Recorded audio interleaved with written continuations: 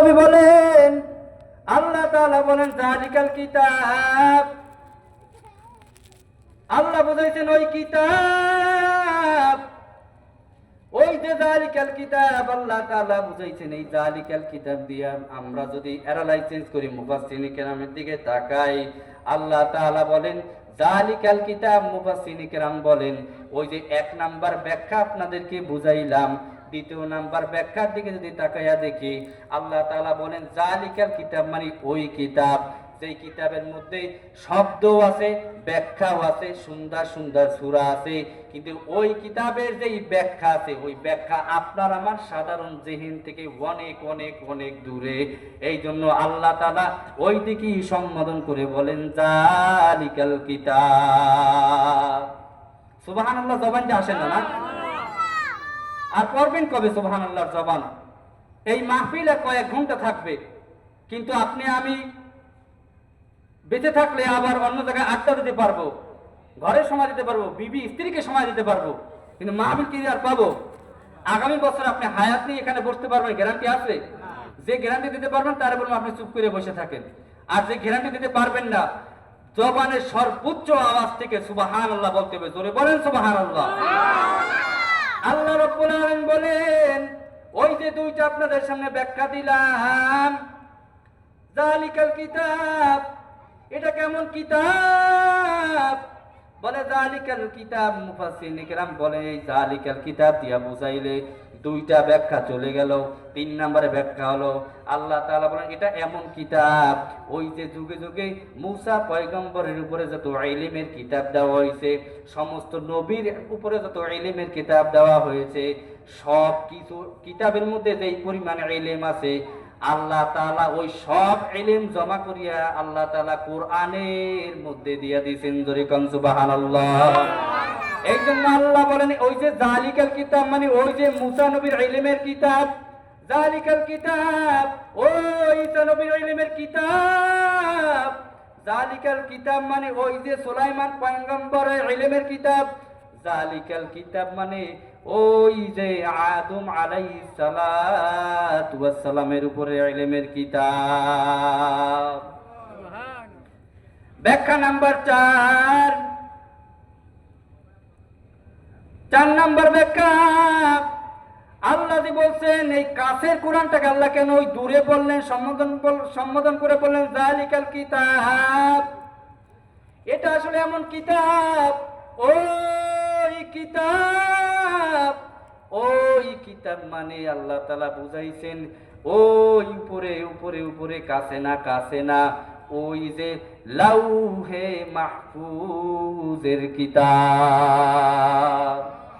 ইয়া ইলাহি মিকুনাত শামসু কামার, ইয়া ইলাহি মিকুনাত শাজরু হাজার, ইয়া ইলাহি মিকুনাত আরদু ওয়াস সামা, ইয়া ইলাহি মিকুনাত জাওয়া হাওয়া। ওই যে যালিকাল কিতাব মানে লাউহে মাহফুজের কিতাব। কোথায় সে লাউহে মাহফুজ? আপনারা একটু শুনবেন নাকি? কথা কয় না।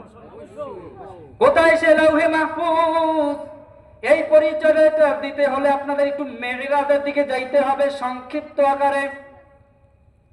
আল্লাহ তাআলা বলেন এই যে মাহফুজ কোথায়, লাউহে মাহফুজ। পয়গম্বর বলেন আমি যখন মেরাজের রজনীতে মেরাজের দিকে রওনা করলাম, আমার সাথে আমার সফর সঙ্গী ছিল জিবরাইল। জিবরাইলকে আমি নিয়ে মেরাজের দিকে রওনা করলাম। বলে আমি এই জমিন থেকে প্রথম আসমানের যে মাঝখানে যে ফাঁকা জায়গা দেখা যায়, এটা হলো জমিন থেকে 500 বছরের দূরত্ব জায়গা। কত বছর দূরত্ব? আর ওদের বলেন কত বছরের দূরত্ব? পয়গম্বর বলেন ওই যে 500 বছরের দূরত্ব জায়গা, আমি জিবরাইলকে নিয়ে রওনা করলাম। 500 বছরের দূরত্ব জায়গা আমি মুহূর্তের মধ্যে অতিক্রম করলাম। যাইয়া যখন প্রথম আসমানে আমি ঢুকবো, ওই প্রথম আসমানে যাইয়া দেখি 2টা দরওয়াজা আছে। কয়টা দরওয়াজা? আর হুজুরে বলেন, নবী বলেন আমি 2টা দরওয়াজা দেখলাম। ওই 2টা দরওয়াজা আল্লাহ তাআলা ইয়াকুত পাথর দিয়ে দুইটা দরজা সাজাইছেন, আর ওই দরজার সাথে দুইটা তালা লাগানো, আটকানো তালা দুইটা হলো নূরের তালা। করে বলেন সুবহানাল্লাহ। আল্লাহ নবী বলেন আমি ওই দুইটা নূরের যে তালার সামনে, ওই দরজার সামনে জিব্রাইল আমাকে নিয়ে দাঁড় করাইলো। যাইয়া দেখে ওই দরজার ভিতরে দুইজন ফেরেশতা দাঁড়ায় আছে। এইবার জিব্রাইল আমিন বলে তাড়াতাড়ি দরজা খুলে দাও। ফেরেশতা প্রশ্ন করে তুমি কে? বলে আমি জিব্রাইল। বলে তোমার সাথে কে? বলে আমার সাথে হলো মুহাম্মদ সাল্লাল্লাহু আলাইহি ওয়া আলিহি ওয়াসাল্লাম। বলে কি জন্য আসছো? বলে ভিতরে ঢুকবো। বলে অনুমতি আছে নাকি? বলে হ্যাঁ অনুমতি আছে।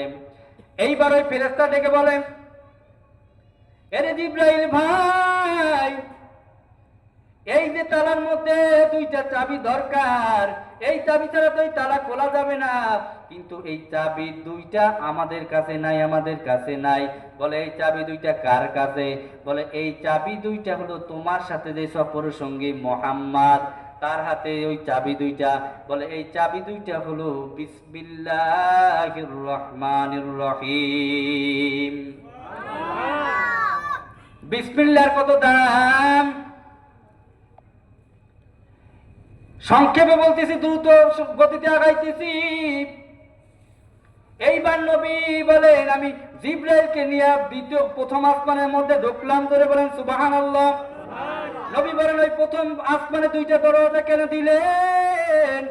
বলে ওই দুইটা দরজা দিয়া, একটা দরজা দিয়া জমিন থেকে বান্দার আপনার আমার আমল আসমানে পৌঁছে যায়, আর একটা দরজা দিয়া আসমান থেকে আল্লাহর ফয়সালাকৃত বান্দার জন্য জমিনে খাবার বন্টন হয়। নবী বলেন প্রতিদিন ফজরের পর বান্দা বান্দির জন্য রহমতের আল্লাহ তাআলা ওই রহমতের খাবার এই জমিনের মধ্যে একটা দরজা দিয়া বন্টন করেন। যেই বান্দা ফজরের নামাজ পড়ে না, ওই বান্দার আমল নামায় ওই দিন কেউ বরকতের রিজিক আর থাকে না।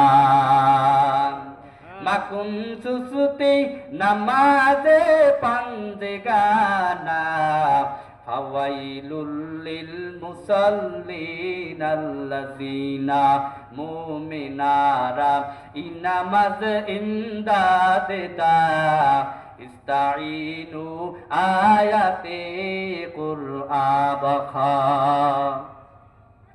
নবী আমার বলেন এইভাবে আমি প্রথম আসমানের ভিতরে ঢুকে অনেক নিয়ামত দেখলাম। অনেক নিয়ামত দেখার পর ওই প্রথম আসমানটা আবার 500 বছরের মোটা। ধরে বলেন সুবহানাল্লাহ। এইবার আমি সংক্ষেপে বলতেছি, প্রথম আসমান ভেদ করে দ্বিতীয় আসমানে আমি গেলাম। ওইভাবে 500 বছর রাস্তা অতিক্রম করলাম। দ্বিতীয় আসমান থেকে আমি যখন তৃতীয় আসমানের মধ্যে গেলাম, তৃতীয় আসমানের মধ্যে যাইয়া আল্লাহর বড় নিয়ামত দেখলাম। তৃতীয় আসমানটা ওই যে 500 বছরের মোটা রাস্তা, এই তৃতীয় আসমানটা ভেদ করে শূন্য স্থান যখন পূরণ করে আবার 500 বছরের দূরত্ব, আমি এই 500 বছরের দূরত্ব ভেদ করে যখন চতুর্থ আসমানে ঢুকলাম, চতুর্থ আসমানে ঢুকে দেখি আল্লাহর বড় কুদরত। এই জমিনের মধ্যে যত সূর্য আলো দেয়, আমার মাওলা ওই সূর্যকে নিয়ে চতুর্থ আসমানে ফিটিং করে রাখছেন। চতুর্থ আসমানে সূর্য, আল্লাহ নবী বলেন চতুর্থ আসমানে আল্লাহ সূর্যটা রাখতেন।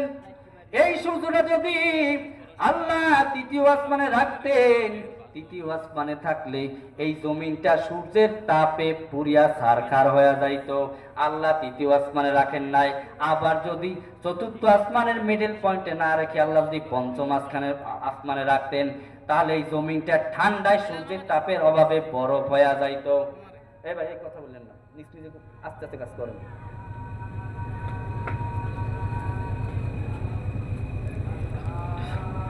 মায়ার নবী বলেন এই সূর্য আমাদের জন্য কত বড় নিয়ামত। বলে এই সূর্য আল্লাহ তাআলা, এই সূর্য এই আমাদের জন্য সূর্যকে বানাইছে আল্লাহ তাআলা জমিনে বান্দার জন্য বছরের ক্যালেন্ডার হিসেবে বানাইছে, আর চাঁদকে আল্লাহ তাআলা আরবি মাসের ক্যালেন্ডার হিসেবে বানাইছে। মায়ার নবী বলেন এই সূর্য আমাদের জন্য কত উপকার জানো জানো জানো? এই জমিনের মধ্যে যত যত ফল আছে এই সকল ফলের কালার বানায় সূর্য, আর ফলের মিষ্টতা স্বাদ বানায় চাঁদের আলো। আল্লাহ আল্লাহ ক্যা মুবারক কাম হায়, আল্লাহ আল্লাহ ক্যা মুবারক নাম হায়। বিজ্ঞানীরা বলেন এই সূর্যের 7টা কালার আছে। কয়টা কালার? জোরে বলেন। এই সূর্যের 7টা কালার। বলে একটু যখন এই জমিনে মেঘলা মেঘলা বৃষ্টি আসে, ওই যে বৃষ্টির সময় পূর্ব আর দক্ষিণ একটু কোণে কোণে যদি তাকান, তাইলে ওই তাকায়া দেখবেন একটা বড় পাইপের মতো ওঠে, যেই পাইপের মধ্যে 7টা কালার থাকে। আমরা বাংলাদেশি মানুষ যেটাকে বলি রংধনু, কথা বলেন ঠিক কিনা? ওই যে বিজ্ঞানীরা বলেন এই সূর্যর আল্লাহ 7টা কালার দিছে, এই জন্য দেখবেন জমিনের মধ্যে যেই ফলের উপরে সূর্যর যত আলো পড়বে ওই ফলটা তত পাকা কালার হবে, আর জমিনের মধ্যে যেই ফলটার মধ্যে যত চাঁদের আলো পড়বে ওই ফলটার মিষ্ট আর স্বাদ আল্লাহ তত বাড়াইয়া দেবেন। ধরে কোন সুবহানাল্লাহ। মায়ার নবী বলেন এই সূর্য আর চাঁদ আমাদের আর কি কি উপকার করে জানো? বিজ্ঞানীরাও বলেন, বলে এই সূর্য এই জমিন থেকে 9,30,00,000 মাইল দূরে। ধরে কোন আল্লাহু আকবার। আবার এই সূর্য জমিন থেকে এই পৃথিবী থেকে 13 লক্ষ মাইল গুণ বড়। ধরে কোন সুবহানাল্লাহ। বিজ্ঞানীরা বলেন এই সূর্য এই জমিন থেকে 9,30,00,000 মাইল দূরে, আর এই সূর্যটা হলো এই পৃথিবী থেকে 13 লক্ষ গুণ বড়। আর ওই যে চাঁদ দেখা যায় এই চাঁদটাও হলো পৃথিবী থেকে 50 গুণ ছোট। এই জন্য দেখবেন রাত্রবেলা যদি চাঁদ গ্রহণ লাগে, চাঁদ সব জায়গায় দেখা যায় না, কিন্তু সূর্য যদি গ্রহণ লেগে যায় তামাম দুনিয়া থেকে সূর্য দেখা যায় কি যায় না? নবী বলেন আমি এইবার এই 4র্থ আসমানে অনেক নিয়ামত দেখে 5ম আসমানে গেলাম। 5ম আসমানে যাওয়ার পর সেখানেও নিয়ামত দেখলাম। 6ম আসমানে গেলাম। 6ম আসমানেও নিয়ামত দেখলাম। অনেক কথা সংক্ষেপে বলতেছি। এই 7ম আসমানের নিয়ামত দেখার পর কত দূরে যাই আমি দেখি ওই 7ম আসমানের অনেক অনেক অনেক উপরে আল্লাহ তাআলা একটা নূরের ঘর বানায়া রাখছেন, যেটাকে বলে বাইতুল মামুর, নূরের ঘর। নবী বলেন আমি যাইয়া তাকায়া দেখলাম প্রতিটা সেকেন্ডে 70,000 ফেরেশতা ওই নূরের ঘরটা তওয়াফ করতেছে। একবার যেই ফেরেশতার দল তওয়াফ করছে কিয়ামত পর্যন্ত আর কোনো ওইবার দ্বিতীয়বার চান্স পাবে না। তাহলে বুঝুন আল্লাহ তাআলার ফেরেশতা কত বড়, কত সংখ্যক পরিমাণ ফেরেশতা। মায়ার নবী বলেন আমি এই নূরের ঘর তওয়াফ করলাম, নামাজও পড়ছেন, অনেক কথা। নবী বলেন আমি কিছু দূর গেলাম, কথা মনে আছে নাকি? যে জালিকাল কিতাব মানে ওই যে লাউহে মাহফুজ কোথায়? এই লাউহে মাহফুজের পরিচয় দেওয়ার জন্য আপনাদের এই ঘটনাটা টানতেছি, ভালো করে খেয়াল করবেন। নবী আমার বলেন 7ম আসমানে আমি যখন গেলাম ওই যে বাইতুল মামুর কাবাঘর দেখলাম। কাবাঘর দেখি আমি যখন আরো সামনে গেলাম, যাইয়া দেখি সিদরাতুল মুনতাহা, একটা বড় বড়ই গাছ। ওই বড়ই গাছের এক একটা বড়ই হলো বড় বড় ড্রামের মতো, তেলের ড্রামের মতো, আর পাতা হলো এক একটা বড় বড় হাতির কানের মতো। নবী বলেন আমি এটাও অতিক্রম করলাম। এটা অতিক্রম করে করে আমি আগাইতে থাকলাম। 7ম আসমানের পর তো আর কোনো আসমান নাই। বলে আমি অন্ধকার আমি আগাইলাম, অন্ধকার জায়গা আগাইতে থাকলাম। হঠাৎ করে দেখি অনেক অন্ধকার, তারপর হলো পানি আর পানি। ওই পানির মধ্যে আল্লাহ তাআলার রহমতের 8 জন ফেরেশতা, তাদের কাঁধের উপরে আল্লাহ তাআলার আরশে আজিম নিয়া দাঁড়াইয়া আছে। জোরে কোন সুবহানাল্লাহ। আল্লাহ নবী বলেন ওই ফেরেশতার মাথা হলো সেই 7 আসমান উপরে, আর পা হলো জমিনে। জোরে কোন সুবহানাল্লাহ। মাঝখানে একটু কথা রেখে গেলাম, ওই যে বাইতুল মামুর, আল্লাহ নবী বলেন ওই যে বড় কাবা, বাইতুল মামুর, ওই ঘরটা এমন জায়গায় আল্লাহ তাআলা ফিট করে রাখছেন, বলে ওই বাইতুল মামুরের মাঝখান থেকে যদি কোনো ইটা ফালানো হয়, সাত আসমান জমিন ভেদ করে ওই মাঝখানে ইটাটা জমিনের মধ্যে আমাদের বাইতুল্লাহর কাবার মাঝখানে পড়বে। ধরে কোন সুবহানাল্লাহ। আল্লাহ আল্লাহ মিকুনাত শামসু কামার, আল্লাহ আল্লাহ মিকুনাত শাজরু হাজার। টাইম অনেক সংক্ষেপ। মায়ার নবী বলেন আমি ওই পানি অতিক্রম করে দেখলাম আরশে আযীম, ভিতরে দেখলাম ওই আরশে আযীমের মধ্যে আল্লাহ তাআলা পানির উপরে একটা তক্তার উপরে আল্লাহ তাআলা ওই যে জমিনের মধ্যে আমরা যে কোরআনুল কারীম দেখতে পাই, ওই কোরআনুল কারীমের মতো কোরআনুল কারীম আল্লাহ তাআলা ওই তক্তার উপরে সাজায়া রাখছে। ওই তক্তাটার নামই হইল সেই লাউহে মাহফুজ। এবার আমার দ্বিতীয় ধাপের আলোচনা।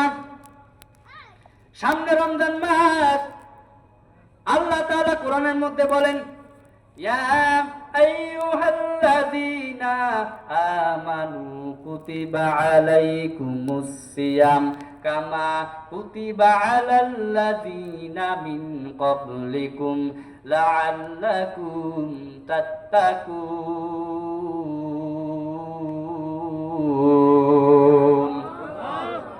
আল্লাহ বলেন হে ঈমানদার বান্দা বান্দিগণ, আমি আল্লাহ তোমাদের উপরে রমজান মাসে রোজা ফরজ করেছি। রোজা ফরজ না ওয়াজিব? জোরে বলেন।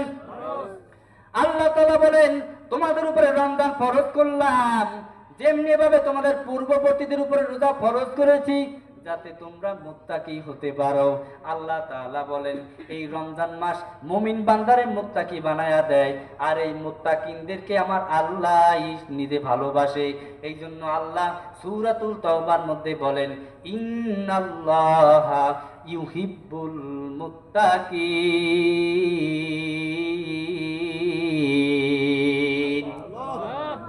আল্লাহ তাআলা বলেন আমি এই মুত্তাকিনদের ভালোবাসি। সামনে রমজান মাস, রমজানের রোজা আমাদের রাখা লাগবে কি লাগবে না?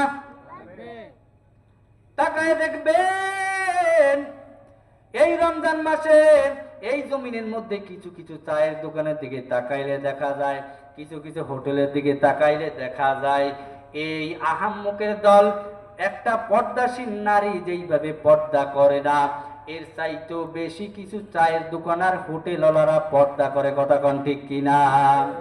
আর সেইটার ভিতরে যাইয়া হারাম করিয়া যাইয়া রোজা ভাঙ্গিয়া চা নাস্তা খায়। এই যে রমজান মাস আল্লাহ তাআলা আমাদের উপর রোজা ফরজ করেছেন, এই রমজান মাসে দেখবেন অনেক কোটিপতির আছে, যাকাত দেয় না, আছে না নাই? কোটি কোটি টাকা আছে, কিন্তু এই আল্লাহর বান্দা রমজান মাসে যাকাত দেয় না, আছে না নাই? তুমি রমজান এলে রাখো না রোজা, দিনকে করো আঘাত, পয়সা করি নেই তো আবাদ, দাও না তো যাকাত। ঠিক কিনা? আওয়াজই নাই, জোরে বলেন ঠিক কিনা? তুমি রমজান এলে রাখো না রোজা, দিনকে করো আঘাত, পয়সা করি নেই তো আবাদ, দাও না তো যাকাত। তুমি ইমানদারির বড়াই করো, নেই তোমার ঈমান, ইমানদারির বড়াই করো, নেই তোমার ঈমান। তুমি এমন মুসলমান, কেমন মুসলমান তুমি, কেমন মুসলমান? নামাজের সাথে নাই পরিচয়, মানো না কুরআন, তুমি কেমন মুসলমান, কেমন মুসলমান তুমি, কেমন মুসলমান? তুমি নবীর উম্মত দাবি করো সুন্নাহ মানো না, নবীর অপমানে তোমার হৃদয় কাঁদে না। তুমি নবীর উম্মত দাবি করো সুন্নাহ মানো না, নবীর অপমানে তোমার হৃদয় কাঁদে না। তুমি বিজাতীয় সংস্কৃতিতে সপেছো পরাণ, ঠিক কিনা? তুমি বিজাতীয় সংস্কৃতিতে সপেছো পরাণ। তুমি এমন মুসলমান, কেমন মুসলমান, তুমি কেমন মুসলমান? নামাজের সাথে নাই পরিচয়, মানো না কুরআন। তুমি কেমন মুসলমান? মুসলমানি বুয়াতে গর্দান নেহাদান, ইনানে খুদ বদস্তে খাজাদাদান, গর্ব সুরত আদমি ইনসাবুদে, আহমদ আবু জাহল হামেক সাহবুদে। রমজান মাসে রোজা রাখতে হবে, আল্লাহ তাআলার হুকুম। আল্লাহ তাআলা আমাদেরকে বলেন, এই যে রমজান মাস, রমজানে তোমাদের উপরে রোজা ফরজ করা হয়েছে। যেই বান্দা রোজা রাখবে, আমি একটা হাদিস আপনাদের সামনে তেলাওয়াত করেছি। মায়ান নবী বলেন, ক্বালান নাবিয়্যু সাল্লাল্লাহু তাআলা আলাইহি ওয়া আলিহি ওয়াসাল্লাম, মান কামা রমাদানা, মান কামা রমাদানা ঈমানান ওয়া ইহতিসাবান গুফিরা লাহু মা তাকদ্দামা মিন যানবি, আও কামা ক্বালান নাবিয়্যু আলাইহিস সালাতু ওয়াসসালাম। মায়ান নবী বলেন, রমজান মাসে পুণ্যের আশায় যেই ব্যক্তি রাত্রিবেলা ইবাদত করবে, ইবাদত করবে, নবী এটাই বুঝাইছেন যে ইবাদত মানে নামাজ। কোন নামাজ? রমজান মাসে রাতে আমরা কি নামাজ পড়ি? জোরে বলেন। মায়ান নবী বলে দিয়েছেন, রমজান মাসে যেই বান্দা দাঁড়ায় দাঁড়ায় ইবাদত করবে, অর্থাৎ নামাজ পড়বে, আর দিনের বেলায় রোজা রাখবে, আল্লাহ নবী বলেন আল্লাহ তাআলা ওই বান্দার তামাম জিন্দেগীর গুনাহ আল্লাহ তাআলা মাফ করে দিবেন। এই জন্য রমজান মাসে রোজা রাখা যাবে কি যাবে না? নবী আমার বলেন, রমজান মাসে আমাদের রোজা রাখা যাবে কি যাবে না? এই রোজা আল্লাহ তাআলা আমাদের উপরে ফরজ করে দিয়েছেন। কোন দোকানপাট যদি কোনো মহল্লার, আপনার আমার কোন মহল্লা যদি রমজান মাসে আল্লাহ তাআলা হুকুম না মানিয়া, এই রমজান মাসে রোজার হুকুম না মানিয়া যদি চা নাস্তা বিক্রি করে, তাদেরকে সাবধান করে দিবেন। কারণ আল্লাহ তাআলা বলেছেন এই রমজান মাসে রোজা রাখতে হবে, আল্লাহ তাআলার হুকুমটাও ঠিক মতন পালন করতে হবে। যদি বান্দা আল্লাহ তাআলার হুকুম পালন না করে, রমজান মাসে যদি রোজাটাও না রাখে, ওই বান্দার আমলনামায় গুনাহ আসবে। শুধু গুনাহ না, ফরজ তরক করার গুনাহ। এই জন্য সবাই আজকে থেকে পাক্কা নিয়ত করতে পারি কিনা না আমরা রমজান মাসে রোজা রাখবো? পারবো তো ইনশাআল্লাহ। ওই মায়ান নবী রমজান মাসে, মায়ান নবী বলেন, এই রমজান মাস এমন একটা দামি মাস, যেই দামি মাসে 1 টাকা দান করলে 70 টাকা পর্যন্ত সওয়াব। দরকার সুবহানাল্লাহ। এই রমজান মাসের মধ্যে তুমি যদি একজন হক্কানি উলামায়ে কেরামকে একদিন মেহমানদারি করাও, 70 জনকে মেহমানদারি করার সওয়াব আল্লাহ লিখে দিবে। তোরা বলেন সুবহানাল্লাহ। এই রমজান মাসের ফজিলত, এই রমজান মাসে মায়ান নবী আমার, এই রমজান মাসে নবী আমার বেশি বেশি দান করতেন। মায়ান নবী বলেন, এই রমজান মাসে ওরে উম্মাত তোমরা বেশি বেশি দান করবা, কারণ আল্লাহ তাআলা এই রমজান মাসে বেশি সওয়াব দান করবে। আল্লাহ তাআলা যতটুকু আলোচনা করলাম টাইম সংক্ষেপের কারণে আলোচনা এক করে বলেন আমিন। আসসালামু আলাইকুম ওয়া রাহমাতুল্লাহি ওয়া বারাকাতুহু।